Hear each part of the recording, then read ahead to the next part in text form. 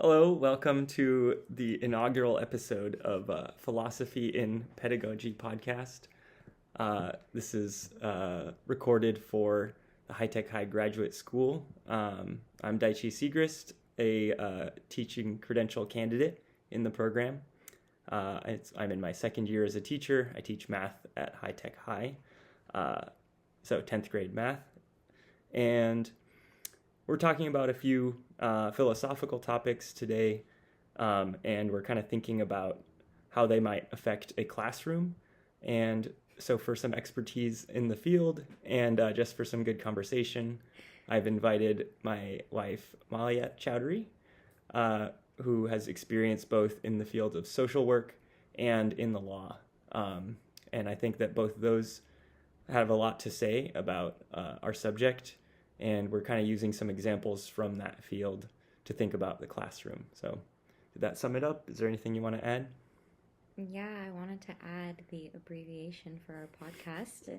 It's the PiP podcast. I thought that's a little more fun than what you just said. It's Philosophy and Pedagogy, or PiP.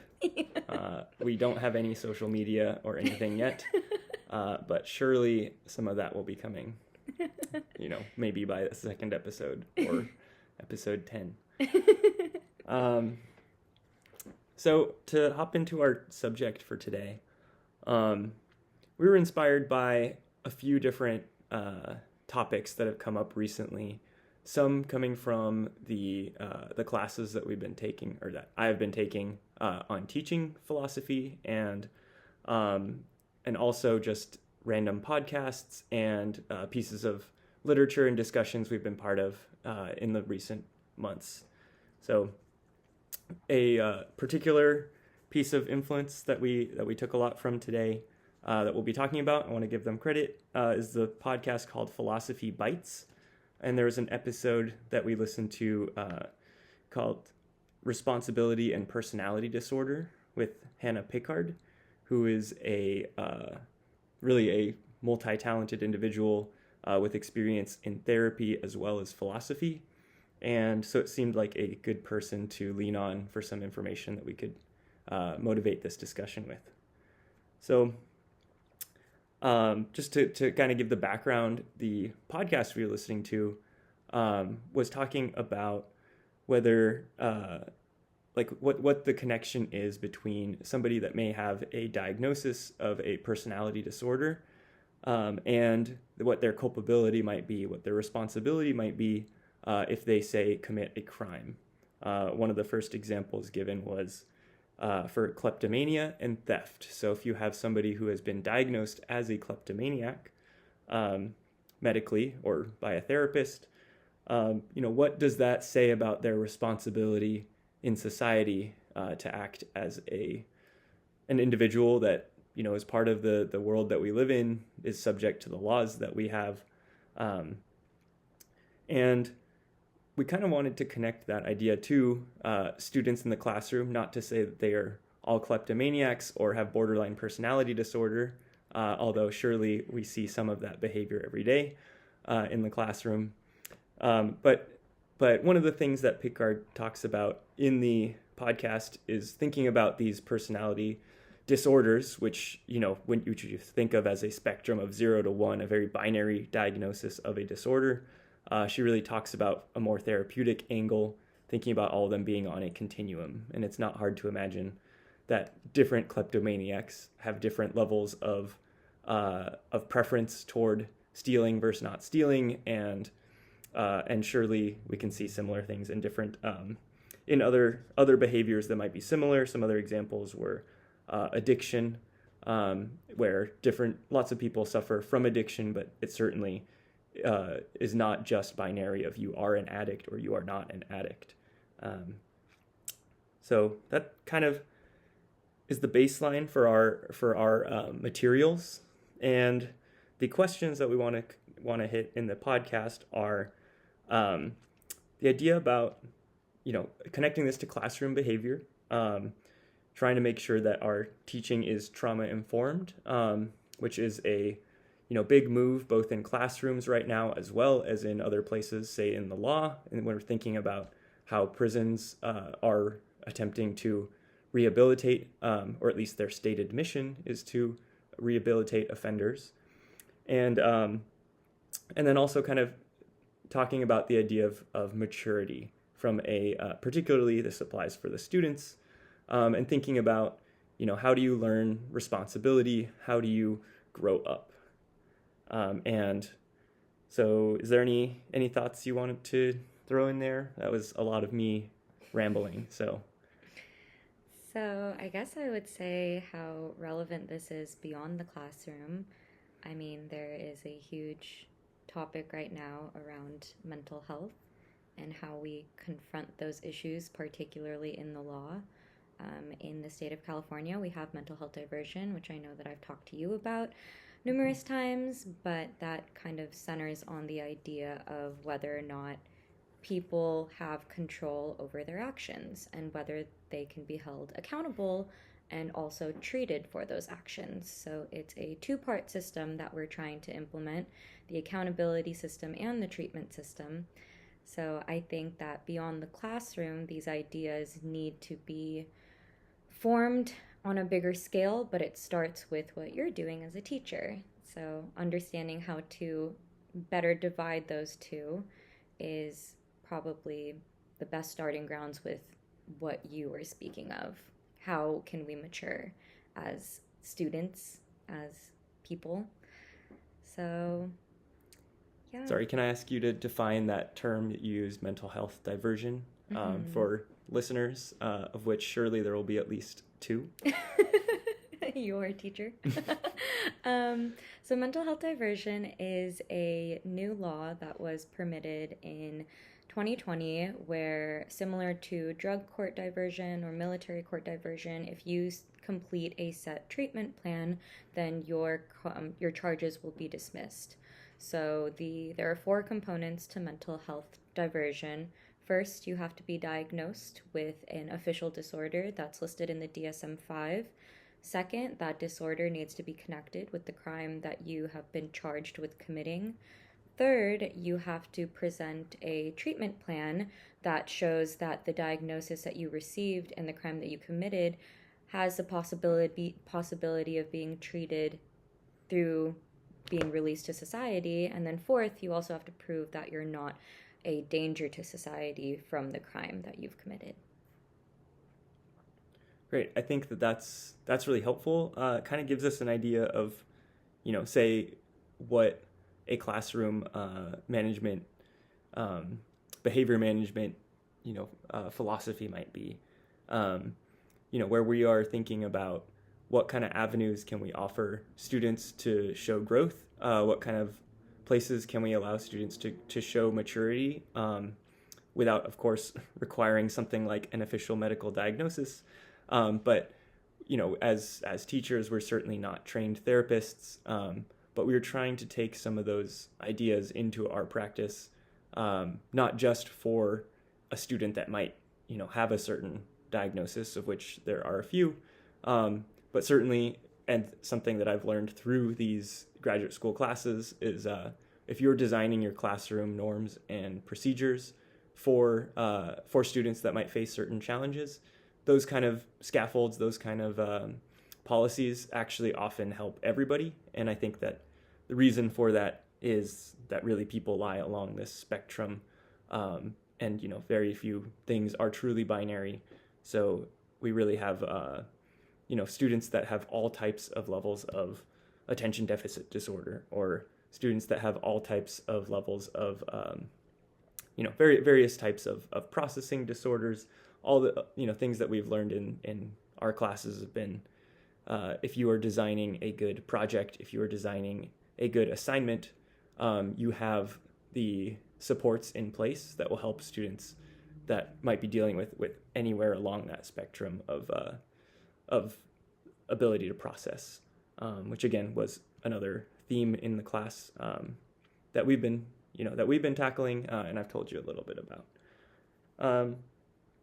I wanted to ask you a question. Yeah, please. So I'm curious with this idea of accountability and reintegrating people in society once they've done a wrong.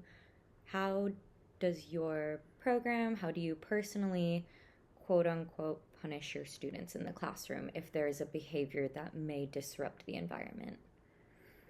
Yeah, we certainly in our classroom, in our school, we take a very restorative justice type approach, which was actually something that has been mentioned several times through the teaching program, but also happened to come up in that podcast, which was nice. I actually have a quote written down from it. So where Hanna Pickard says, societies that practice restorative justice have lower crime rates overall. And that is exactly the type of, we can think of our school as a small society, and we can think of offenders and offenses as places where we have the opportunity to either punish or perform types of restorative justice. As an example, we had a student a few weeks ago who grabbed another kid's hat, and then he got hit in the face by that student.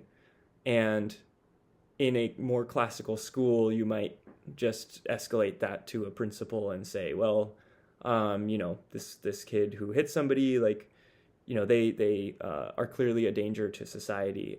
So how about they stay home for 3 days, miss out on 3 days of instruction, which is really detrimental to any kind of progress, and then also not actually have a chance to address the situation that happened and understand why it happened. And so instead, the approach that we took was sitting down with the kids, talking about that moment, about what happened in that moment.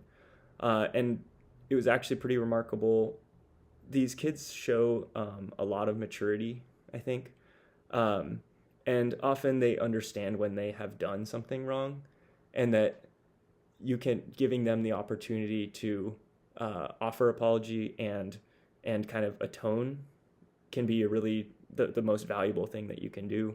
And with very little prompting from any adults, just by putting them in the same place, with just a day after the event, putting them in the same place, they both apologized for how they acted. I think one of the things that we notice with kids especially, but I would bet that this just does tend to continue into adulthood, is that people can be really impulsive.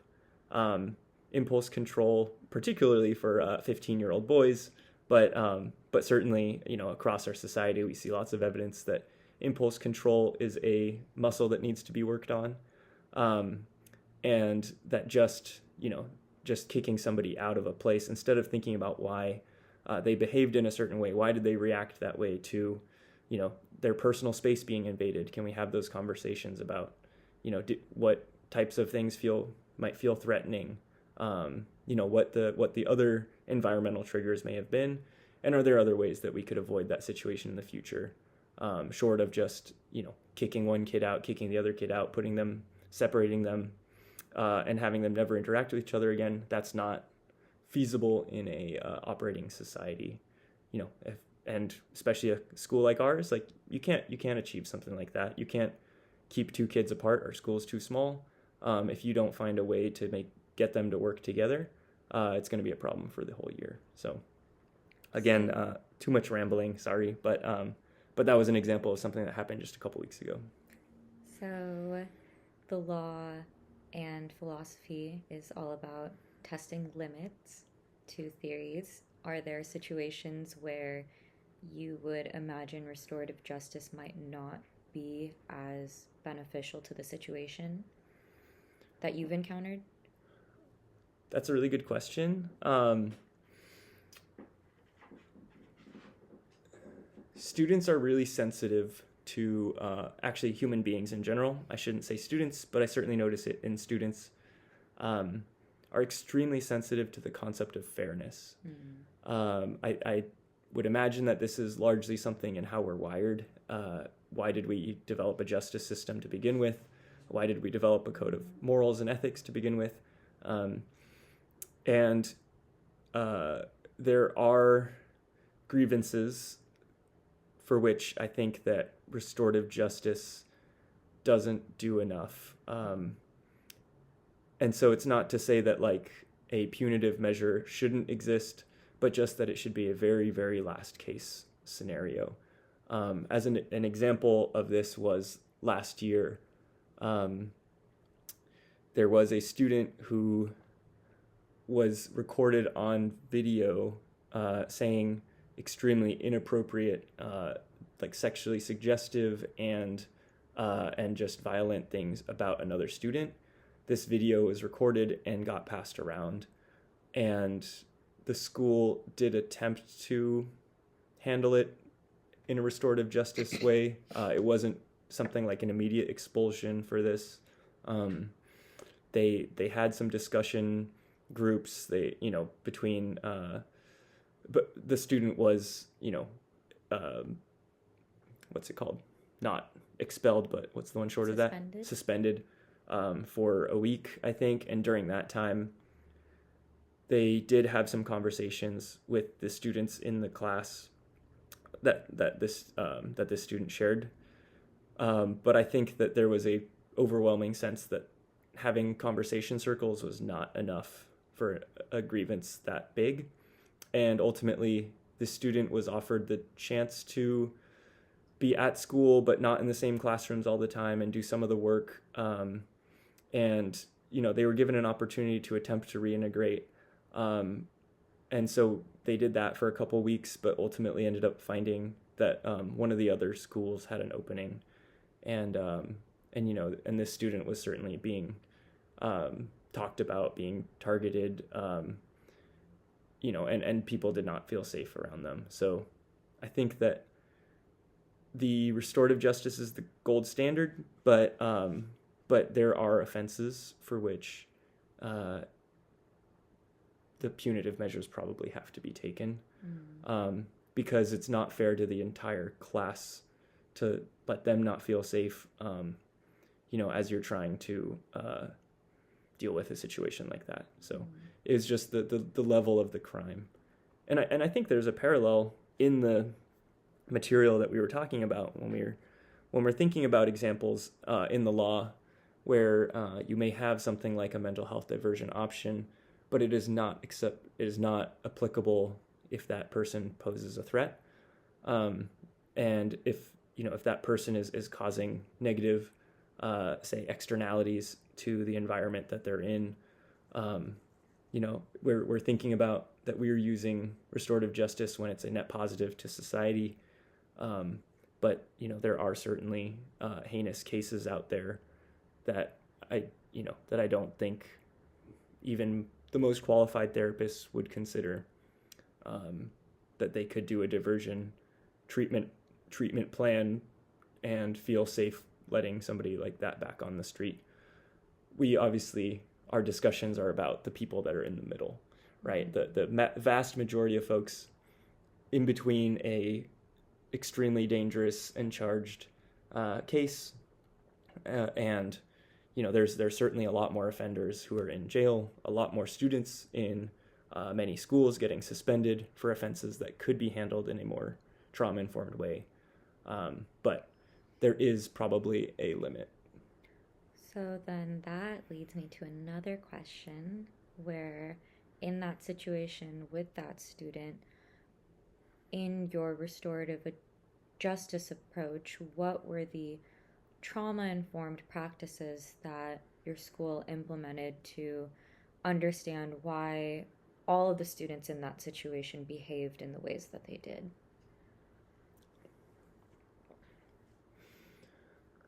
I'm not sure that's something I have a good answer for. I was only in person at some of the parts of it, of what was going on. I did have conversations with the student who, if you're mentioning trauma-informed practice, the student had ACE scores up the wazoo, right?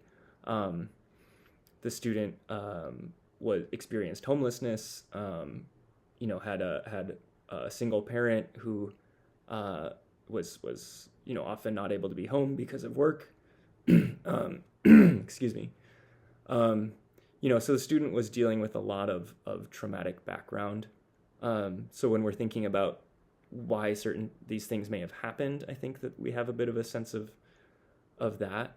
But it's really, oh no, apologies, technical difficulties.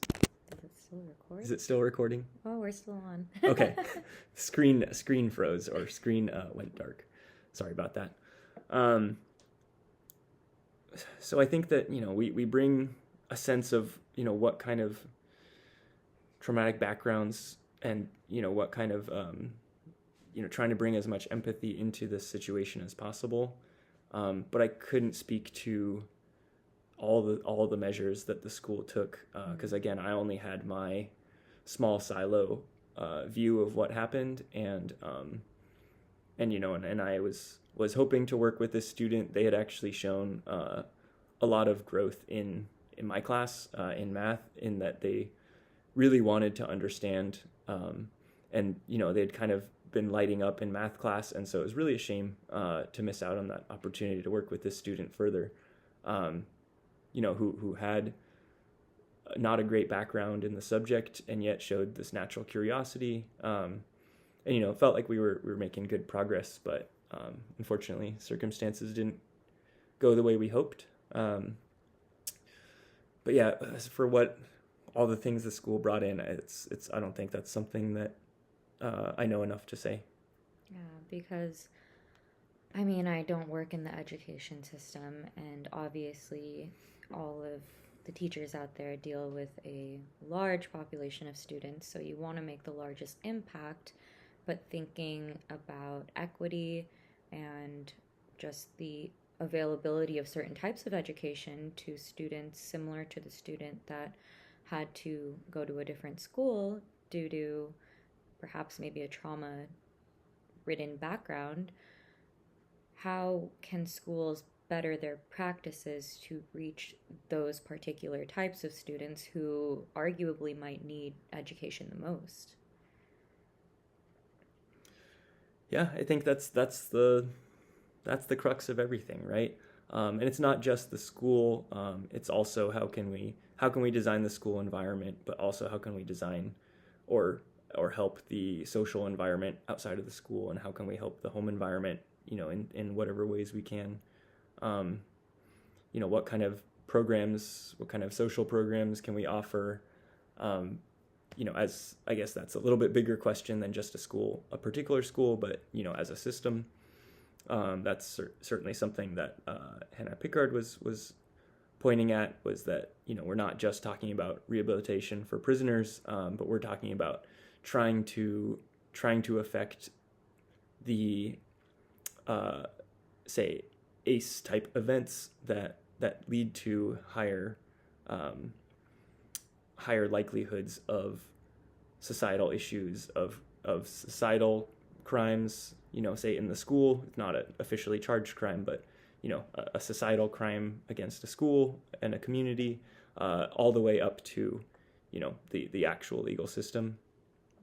But I think the thing that actually, the question that I would respond with, and I'm probably not at all addressing your question, so I apologize, but something that this brought up for me was that there is a lot of talk about what kind of social programs we can work on instituting, of which schools are one of them. They're one pillar of the community support that our young people have, and certainly there's a lot of people talking about others, and then we end up with still a large population in the middle, where we can think about having interventions that are helping kids from whoever's born today to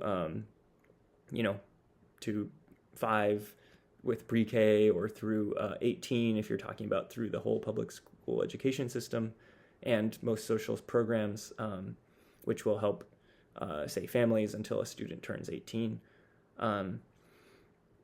But then what does that say about a current offender, say of a juvenile, like a juvenile offender, about a current prison offender? We can talk about how maybe we could have helped them if we had gotten to them 20 years ago, or for a student that we're working with, it's like we have a mountain of evidence of things that we can say, oh, well, if we had been able to do this and helped them in this way 13 years ago, we probably wouldn't even be in this situation today. But what do we do about that student right now? And I think that the evidence on the effectiveness of say, therapies, of pharmaceuticals in certain situations, the effectiveness of those is pretty reduced when you're trying to start implementing them at age 15, at age 30, for, say, a prisoner. It's significantly reduced compared to the effectiveness of giving people assistance at age 1 to 10. So I feel like that's often a thing that is lacking in these conversations, and that I wonder about. And that's exactly the age group that, in high school we're dealing with, right? It's students who we cannot go back and fix a kid's childhood. And we're also a shepherd of them through a time of a lot of maturity, a lot of growth and development. And this time period is certainly one in which we think of kids growing up a lot, right? At age 16, a kid can get a driver's license. I think that's the age at which they can begin working in California. Obviously lots of kids will babysit and do, and when I was a kid, I coached tennis class, but all of that was under the table. But say to get hired at, like we have students who work at like Chick-fil-A or something, right? And I think that 16 is where the state considers that you are able to hold a job and not be abused, child labor and all. So certainly, what do we say about people in that age range? Like, what kind of things can we do at that point where we can't go back and change the past or fix the past? And maybe it's presumptuous to even assume that we can, but we certainly think that we can. But when we can't, like, what can we do in the classroom? And so there is a concept that we have in social work. Every time we meet a new client, we have to meet our clients where they're at. So I'm wondering, I'm sure that this is a concept that is already adopted in your teaching spaces because you work at High Tech High and the institution itself is very progressive and seems quite trauma-informed in its practices. But you mentioned all of the ACE scores that this student has. I'm wondering how many resources this student could be connected to or was connected to in the moment of intervention that might have met his needs beyond psychosocial needs. Maybe socioeconomic needs are things that spur these psychosocial issues. So I'm wondering if there are, partnerships that your school can make for students like him. I know it's one student out of, you sound like you have hundreds in your classroom, so I don't know how many this would serve, but having those connections, I'm wondering if you have a school social worker that can help guide students in those difficult moments, and then a school psychologist that can help with therapy after their survival needs are met.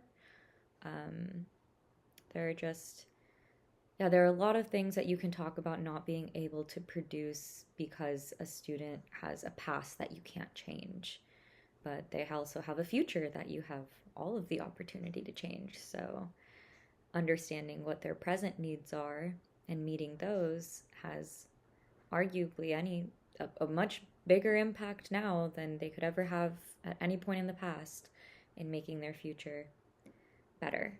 So I just want to touch on that point of saying that you can't change the past, but it is a mindset, a trauma-informed mindset, in my opinion, to understand that the present is the most important moment that matters in a student's life.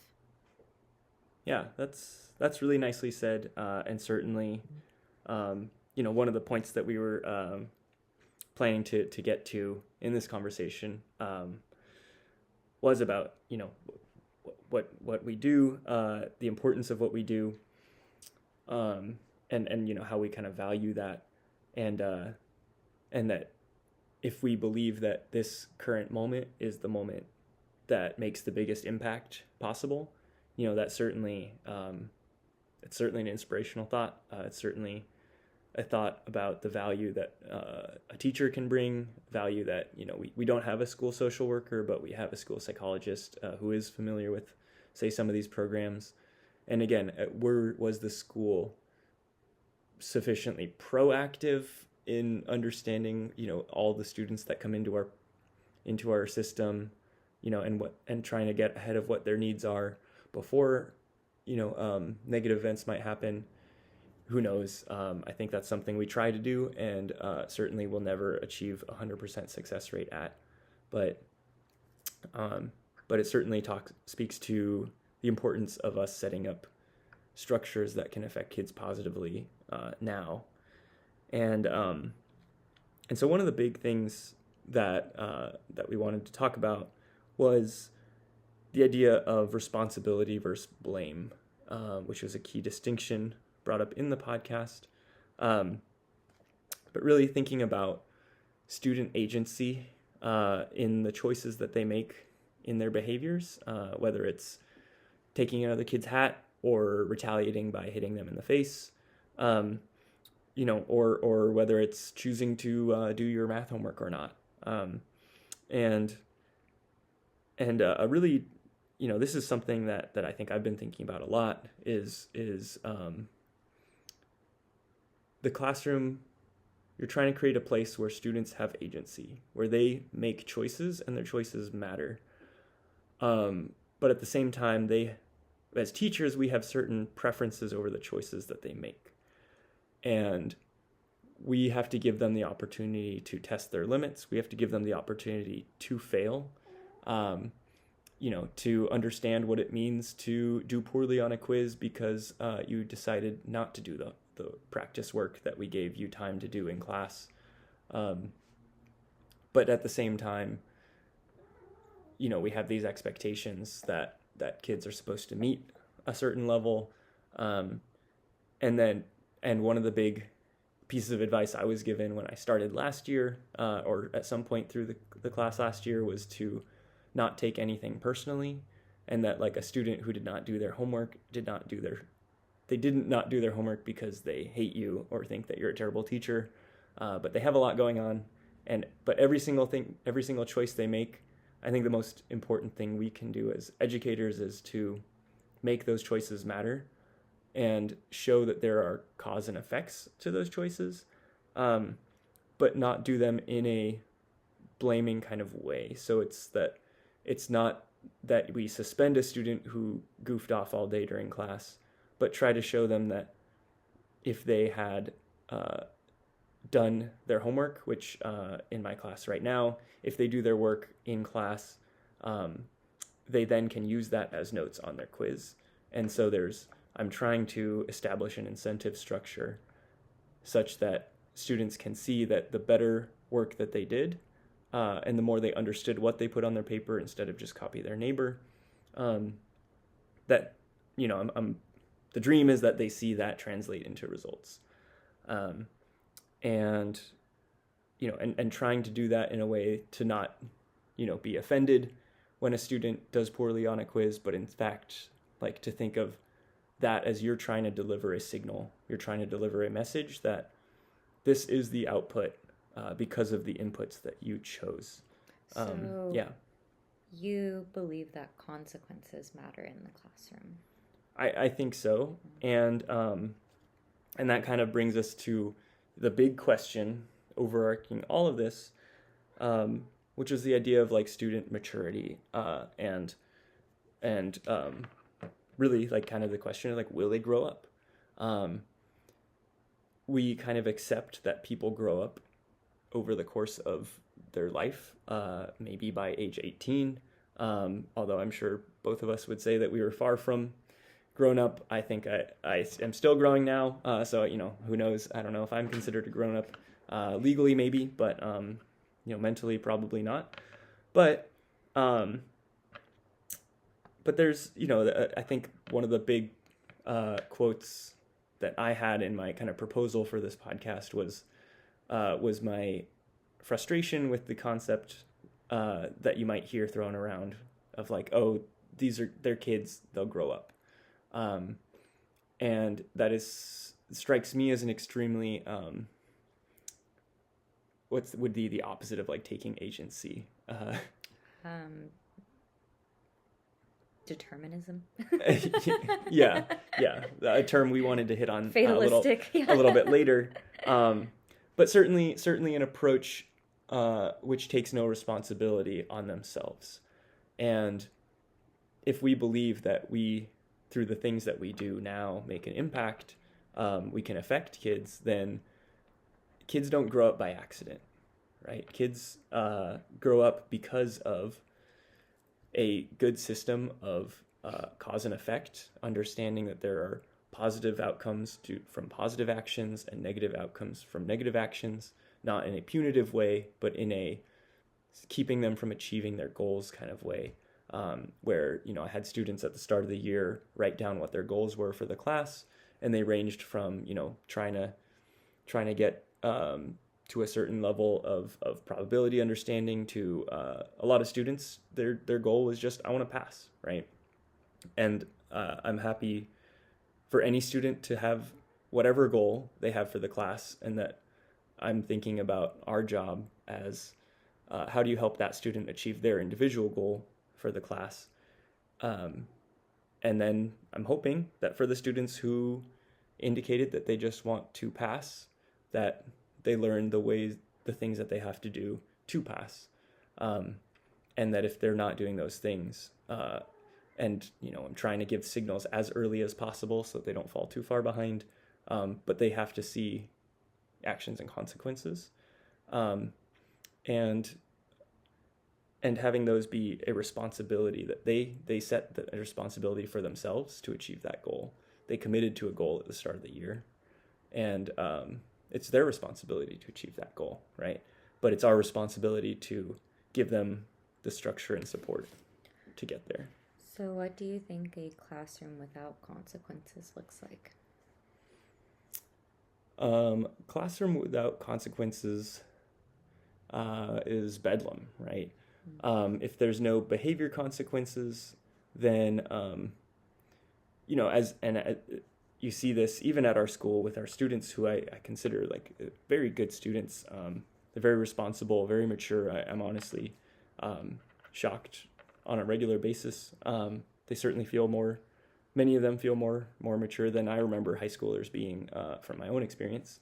And yet, they may have a sub for a day, and it's, you get the report back the next day of somebody, one of the other teachers went by, and then it was just anarchy, right? So, I think that a classroom without consequences looks like that. I think that a society without consequences looks like that. And ultimately what happens, I think, is some type of hierarchy and some type of order emerges, right? Mm-hmm, mm-hmm. It wouldn't just be complete chaos, but instead you would have a power struggle. If you left a school, it would be an interesting social experiment. It would be like Lord of the Flies, but for math class or something. But if you just had a teacher who oversaw this experiment, and maybe 3 of their classes, maybe I'll try this next year. 3 of my classes I'll teach the normal way, and then one of them has no consequences, no rules, no nothing, and and see what happens. Just clearly some kind of hierarchy would develop. There would be people who want to use the classroom in one way. There would be people who want to use it another. They might you might actually see democracy, come out. Maybe you see fascism come out. But you'd see power struggles. You'd see some type of order develop at some point. I don't think that it would be anarchy for the long term, but it would be driven with goals that are probably very different than the goals of the school. So, as that's actually a really fun thought experiment. Unfortunately, I don't think Brett will let me do that. But I love the idea, because seeing that natural order that would develop would be fascinating. But I think that because these kids are grown up enough to have a sense of responsibility to certain goals. Some of them, it may be more toward the football team than math class. And so they might try to use the class resources to benefit the sports program. Sorry. I have to log in again. Oh my God, I can't type my password. No, the next podcast we should have our screen unlocked. Yeah, I don't know how to do that. Yeah, you're not a Mac user. I'm neither a Mac user nor tech savvy. So, anyway, I think we were saying that the choices that the student make would be different in a no rules situation, and that some rules would actually emerge in an interesting way, but it would probably not be aligned. I mean, the interesting thing about democracy is how it forms out of civil war, so I don't think that would be a particularly peaceful scenario for the students. I'm sure that there are conflicting interests in the classroom that would emerge, and definitely have to duke it out to see what is the popular vote. Maybe they'd be more diplomatic about it, but so do you think then your role in the classroom is to be a benevolent leader because you understand how consequences affect your future career path, your future earnings, your future personal development as an adult? And do you kind of impose your views on how you've developed in the way that you would impose consequences on your students and how they develop? Certainly, there's no way that my past, educational and otherwise, is not a massive determinant of how I choose to run the classroom. Which is certainly in line with all of our thought experiments and ideas today. It feels weird. I guess it is mostly true to say that as the teacher, you're kind of the benevolent dictator of the class, where we try to push as much autonomy on the students or the constituents as much as possible and allow them choices, but we limit the choices that they have to make sure that the choices they make are ones that we believe are correct. And so in that way, I guess that is a benevolent dictator type role, where they do not get to elect who is the teacher, but I do things like our regular warm-ups many times a week. Students will lead the discussions on the warm-ups, and they are assigned different roles. They rotate through who's going to lead the discussion, who's going to be the question master or the skeptic, the person who asks everyone to explain their answers. And the students are actually given basically the free rein to run that discussion how they want. And it's actually been really interesting and really fruitful. But, we're trying to put the students in front of each other as much as possible and as little as possible of just a, crotchety old math teacher lecturing for 45 minutes about quadratic formula. And we're trying to make everything as dynamic as possible and as student-led and student choice as possible, while giving them the right choices. And I guess that reminds me of the classic, parenting move that people talk about of you don't offer you don't ask your kid what they want to do. You ask them, which of these two choices would you like to pick, so that they have choice. You're not giving them the illusion of agency. You have to give them the thing that they choose so that they understand that they make choices and those choices matter. But you're still giving them choices between two healthier food options than McDonald's or something, right? So avoiding consequences altogether and kind of instilling the idea that the collective goal that you have is actually the best option by making two favorable options available to them. You can get a pass on this homework assignment, or you can get an A+ on this homework assignment. But also every math lesson and just the existence of the class exists in a framework where that is presented to the kids that I do like to talk about, which is kind of what you mentioned, that every year of education adds significantly to your lifetime earnings. It adds significantly to your expected health in later life. It adds significantly to reported happiness, on surveys, and that like we aren't just saying to do these things because the state of California says to do these things. We're doing these things because there's reasons why we do those things, and that the things that we choose to do matter. And I've challenged my kids to challenge me, and that if I ask them to do something and I cannot tell them why that thing that they're studying that day matters, that we shouldn't do that assignment. Mm-hmm. And students haven't taken it to that level yet, but they do definitely regularly say, why do I need to know this? Or why would this ever help me? I want to be so-and-so job in the future, or I want to, I'm interested in this and that. And that does not include trigonometry. And so it's my job to convince them that there is a place in which trigonometry can help them. Otherwise, it wouldn't be worth me spending 2 months of their life and mine on it.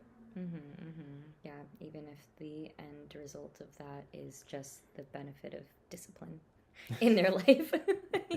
You don't like it, but you have to get through it because life is like that. There is, for the listeners, we were at a debate over the weekend about the role of education and the educational system in everything, in the largest thing being like, does it produce productive workers? Does it produce well-informed citizens? And it was a heated debate over how much of education is actually valuable, how much do you retain, how much will you ever use again, and that there certainly is a common thread that the number one thing you could learn from school is discipline and responsibility. Mm-hmm. But if the vehicle for those is math, that maybe they won't ever see it again, it still could have taught a valuable lesson, I hope. Yeah, absolutely. Well, I mean, in that regard, it sounds like your profession has to be extremely creative in the approaches that you take with promoting the value of the subjects you teach, as well as connecting those subjects to students who may have bad experiences with those subjects in the past. So how do you create that bridge for students who they have a pure reluctance simply from the past trauma that they've experienced in your subject, and regardless of whatever profession they want to go into in the future, they would by all means avoid math? How do you communicate with them?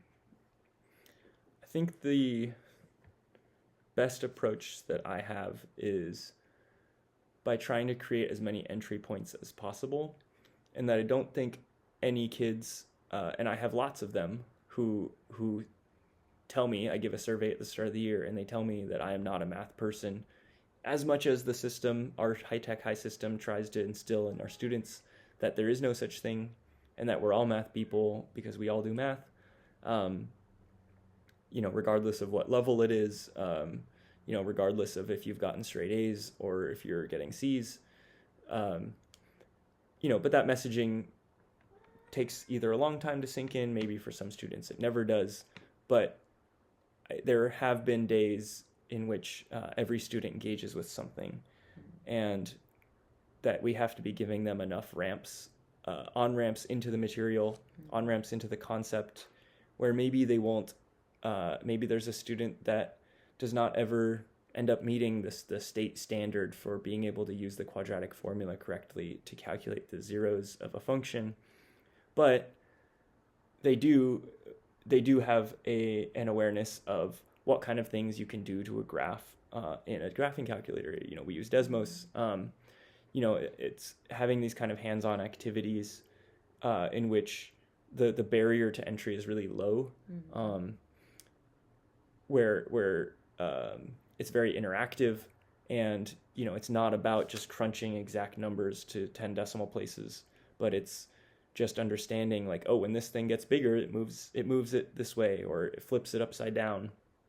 And that there's these entry points, as well as just having kind of more fun warm-ups that I do in class of things that start discussions that can be a little bit silly, that kids can really engage with and have fun with, but also will relate to a math concept. And it maybe feels a little bit corny, but it really does seem to work well to get, excitement high at the start of some lessons, where, the kids can get energetic. They can, they can debate over a question like, what is average? And then they could say, oh, like Chick-fil-A is super average, or no, they love Chick-fil-A. They don't like Cane's chicken. Don't they say mid? Yeah. They don't say average. Well, exactly. So then I can say, well, all these things that you call mid, that is average, right? And then we can say, what is average? That's something we use in math too. Mm-hmm. And what does it mean that there's stuff above it? There's Chick-fil-A above it, and then there's, I don't know, what's the garbage tier? Taco Bell. Yeah, does Taco Bell have fried chicken? Whatever. They love fried chicken. They were trashing on Cane's the other day. They love Chick-fil-A. Cane's is really bad. I agree. For whatever students watch this. And so there's somewhere, on that spectrum. And then, so what is average? It's what's in the middle, right? And there's a ramp for students to access it. And I think that's super important, that, that not everybody's going to execute the math at the exact same level, but that if they come away with the concept of it, or, some idea of where this might have affected them or could affect them in the future, or, just a stronger literary terminology, or being better literary scholars in the future. I think that there's places that we can use that. Yeah. Do you have an example of a student that you've seen really come to maybe not love math, but accept that math is a constant, and came from a background of math trauma, so to speak? I think there were a number of students I had last year who were self-proclaimed not math people. But from talking to them, you could get them to think about questions that are math related. They just didn't feel confident in their ability to execute. Through a lack of practice, through a lack of reinforcement, of positive reinforcement, through, who knows what schools they went to in the past. And I really found that, like, those students were the most fruitful to work with, because they were very appreciative of times when the class was not scary or daunting. And I had, some students that were willing to come in at lunch, come in after school, and get some extra help that I don't know if they'd ever asked for before. And a few students at the end of the year, gave me some, I think the piece of feedback that I found most, that I was most proud of, was I had multiple students who thanked me for being patient with them, which, maybe they had never experienced before. So I think that all comes from a empathetic approach, a trauma-informed approach, and understanding that math classes in the past have traumatized lots of people, will continue to traumatize people, but we could play a role in hopefully making that less so. Yeah. Oh, and a great story. Yeah. To end on, maybe. Yeah, I was just gonna say, I think it's probably about time for us to close. This is probably about 4 times as long as we expected to make. So the thing that we kind of wanted to wrap up with was to really tie in with, to get more in the clouds with philosophy, as a more open-ended question. But, we certainly love the debate on free will and determinism, it's a subject that's hot right now because of the things that neuroscience has had to say about free will and determinism. There's been, for example, lots of studies about people making choices, but through various measures, through EEG and different types of scans, maybe fMRI, that they record these people to have had the stimulus that represents the choice before they recognize making the choice. And so then there's some debate whether that means that, they didn't actually have free will. But the fact that a lot of what we've talked about today is this feeling of cause and effect, of choice and outcome. And even, and the thought that I was kind of thinking of bringing up was that even if our decisions in the moment are not free will, which I don't personally believe, but say I were to grant that, there's still clearly evidence that you can train your not free will in a certain direction, that you can train your intuition in a certain way, that your intuition will respond more positively or more negatively to certain stimulus. And so you may, even if you don't, again, I don't agree, but this is a debate for a whole nother show, I think. But if you don't have a choice in the moment, right? If I asked you what your choice would be for a flavor of ice cream right now, something might come to your head and you think you're making that choice, but perhaps that choice was already made. But that choice was made out of options that were built in through previous choices that you made. And so if you do control some aspects, maybe you can train your free will. And maybe that's a different idea. I think that I had this question written down for kind of a framing of this discussion also, is like, can you be a determinist and a school teacher? I think that we've kind of already hit that a bunch, so we don't have to, go into it more.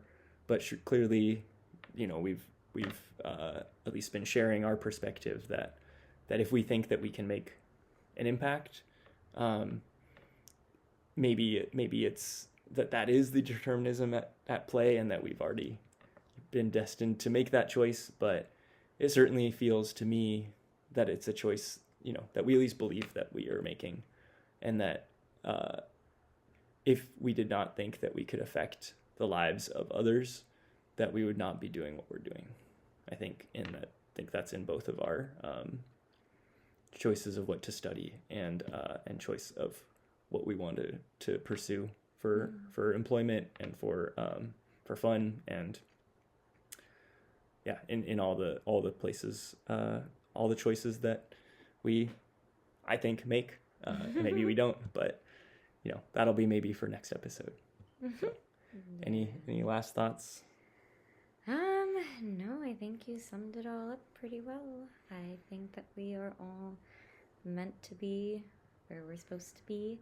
I think that, like you said, you chose this profession for a reason. Maybe unbeknownst to you, you could rationalize that reason all you want. I am a determinist, so I think that we're all in the right place if we're there to begin with. And yeah, I think that even if some kids might not have the ability to be quote-unquote controlled in the moment in your classroom, I don't think that takes away from, like you said, the patience that you've shown to them and the kindness that you've shown to them and the just ability to be there for them, even if at the end of the day they don't like math. So yeah, I just want to say keep doing what you're doing. All the other high-tech high teachers out there, it seems like the programs that you guys are instilling in your students are really working. So yeah. Well, thank you. Not a paid actor. Real person, I swear. Well, thank you for joining me on this conversation. I had a lot of fun. I think that we will continue to have fun thinking about and talking about these subjects, and maybe making an episode in the future. Yeah. So with that, we'll sign off. This is Daichi, and this is Maliat, and this was the first episode of Philosophy in Pedagogy, or PiP. the PiP podcast. PiP.